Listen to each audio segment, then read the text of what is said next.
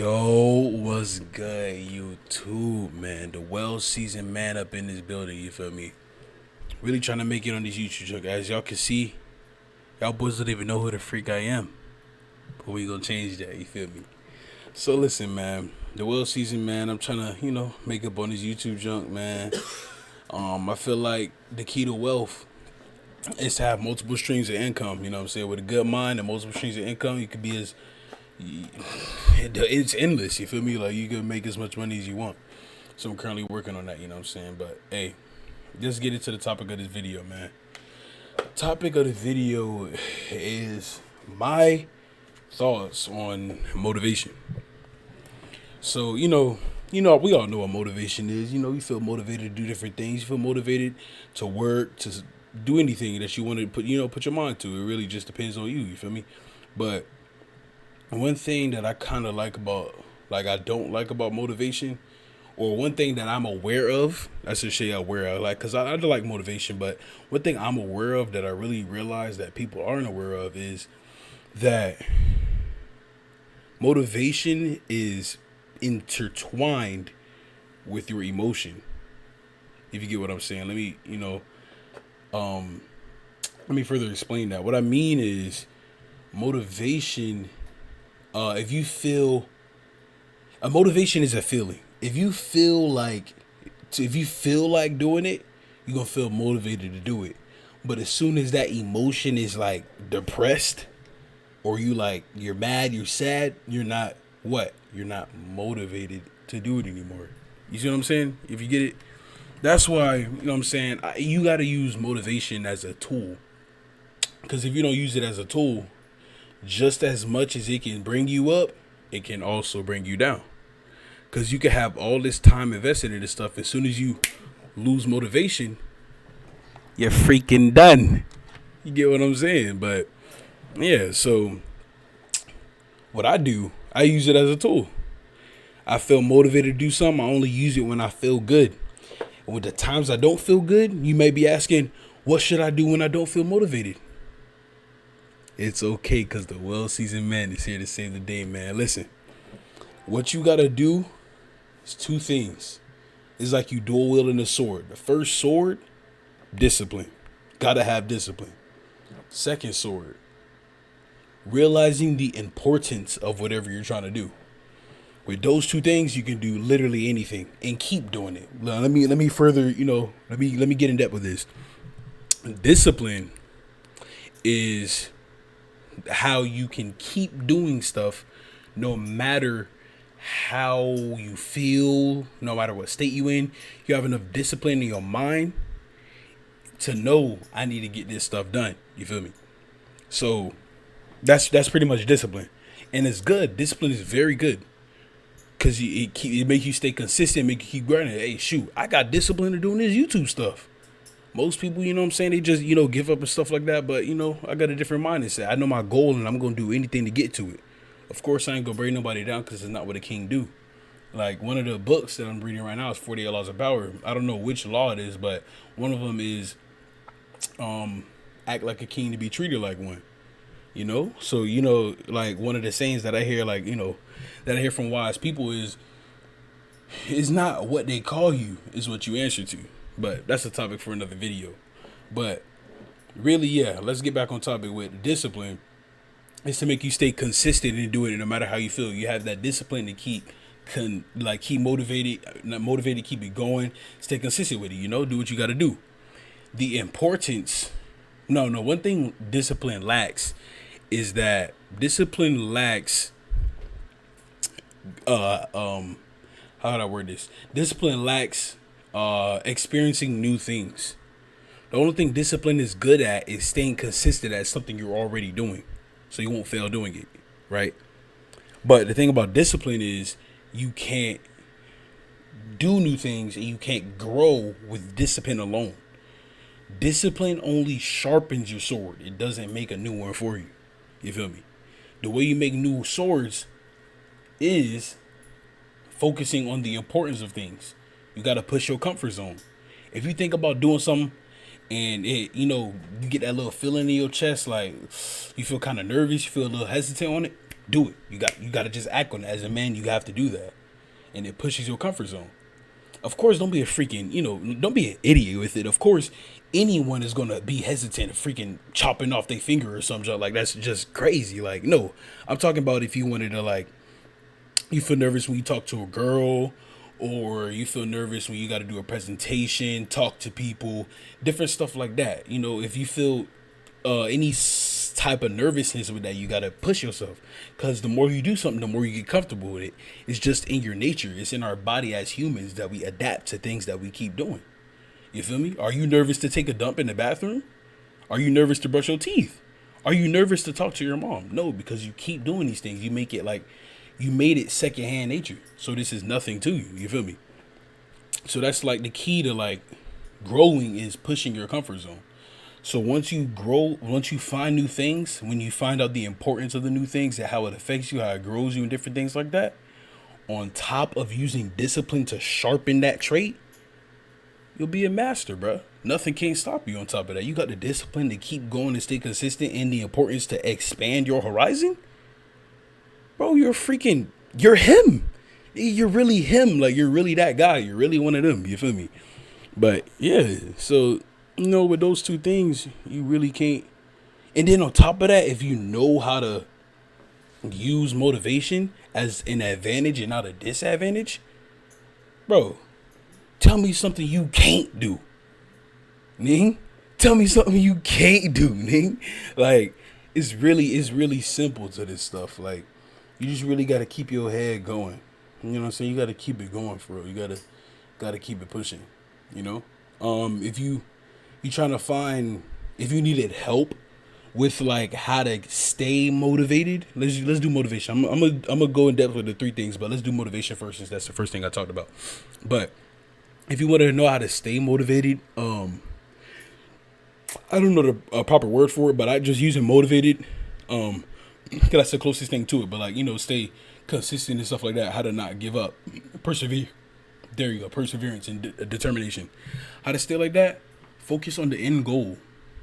Another thing in the 48 Laws of Power that I read is don't do too much. Focus on your goal, and once you get it, that's it. You got the goal. There's nothing else to do. You got what you wanted. If you know that, tomorrow I want to do 20 push-ups. You ain't going to do 30. I mean, you can, because it will just help you, but in certain things, you just can't do too much. You just got to get what you get and slide. You feel me? But, one thing that helps you keep pushing is realizing why you're doing this certain thing. Why am I doing this? What is it going to give me? How is it benefiting me? These different questions that you need to ask yourself. You know what I'm saying? The first of starting any growth is you got to focus on yourself. And you have to learn how to take constructive criticism from people, no matter how they take it. Let's say you were rich at jet, like, right, you make $100,000 a second, man. Like, you really hit, like, when it comes to rich, like Jeff Bezos, oh, that's my homeboy type jump, right? So, yeah, so let's say you doing that, and you doing all this, but people say, yeah, you got all this money, but you're like bougie with it, right? You're like bougie, or like you're inconsiderate people. If you're not focusing on yourself, you're just gonna take it as them being a hater and not really see it as constructive criticism. It don't matter if they say, hey, I just wanted to tell you that, you should change how you like speak to people or how you act, because it's not very pleasant. They can say like that, which is constructive criticism, or they can even say, bro, I don't fucking hate how you like, bro. Every time I try to talk to you, bro, you always act like a dickhead. Like, you can say junk like that. But no matter how they said it, the main thing is you gotta, fix yourself on how you act with people, right? That's the main thing, no matter how it is. That's just one thing about controlling yourself. When you realize how much control you have over yourself, you realize how much control you have over the things around you. For example, let's say somebody come up to you. Let's give you you a dude, right? You got your own house. You got one kid. He like 3 years old, right? There's no one else to you. Your parents not there. There's no one else. The only caretaker for this man is you, right? You at a club chilling. You got a babysitter. You at a club chilling, right? This dude come to you. He call you out your name. Now, what do you think you should do? Obviously, the normal instinct is to check this man, check this nigga, because he just came to you, call you out your name, bro. You're not supposed to get disrespected, right? But listen, that is a choice. Everything is a choice. In that situation, you have a choice to ignore him. You have the choice to retaliate. You have the choice to punch him in his face.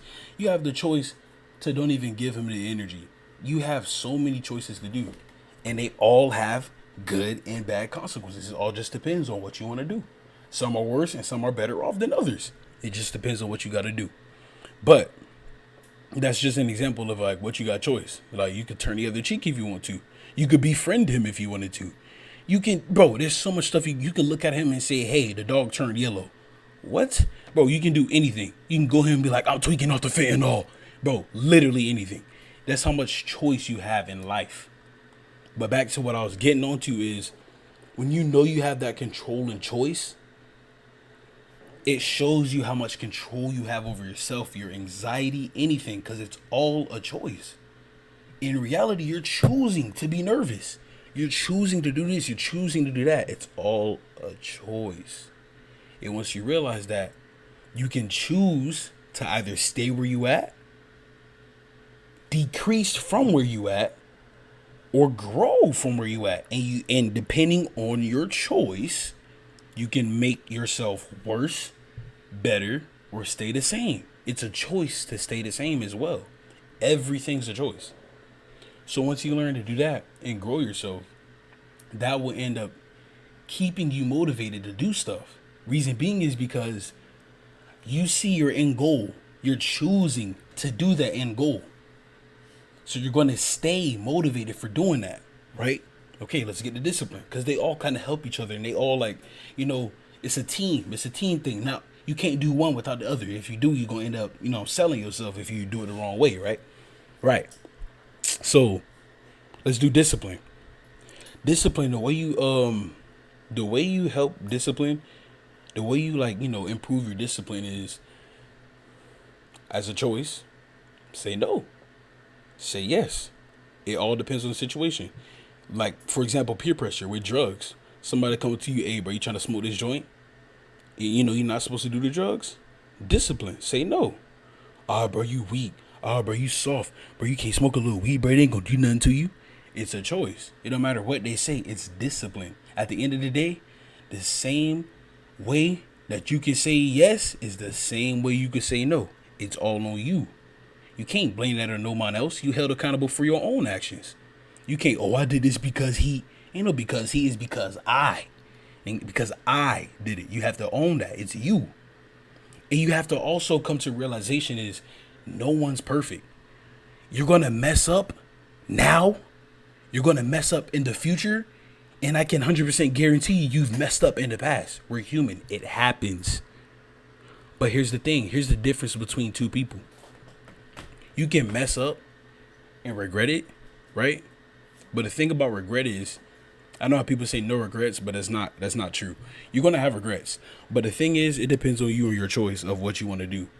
You feel me? Like, your regret can just stay a regret, and that's it. And you just sit and soak and dwell on it.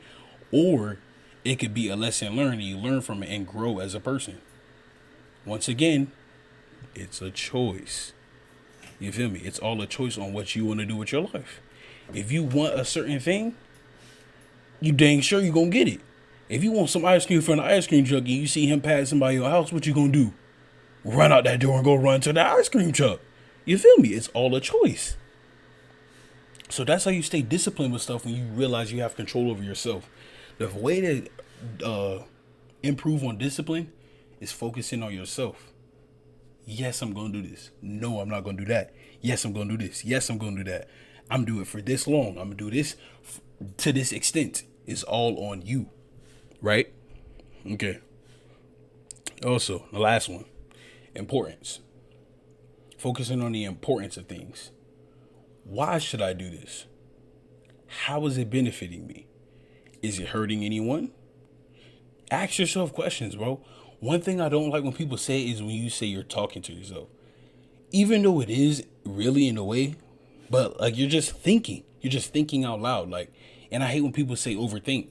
You're not overthinking. The only reason overthinking is a bad thing is when you're just thinking with no action.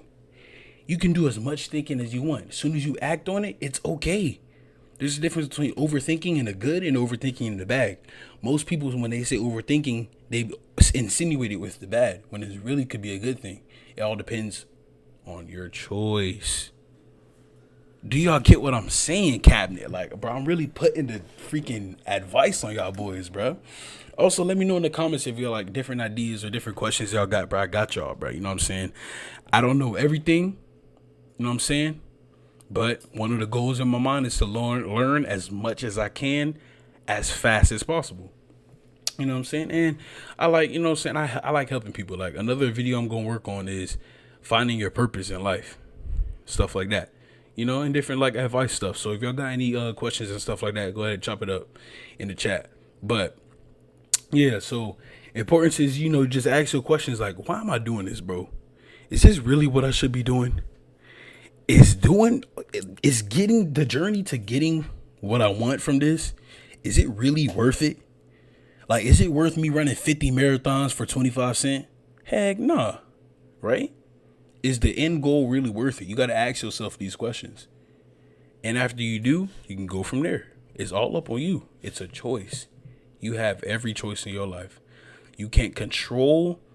One advice that you can learn is you probably not, most likely you will not be able to control everything that happens in your life. But one thing you can always control is how you react to it. No matter what the thing is, you can always control how you react to it. You feel me? Yeah, so, you know what I'm saying? Welcome to the cabinet. You feel me? This is the well season, man. Peace out, man. I hope y'all like y'all advice for today.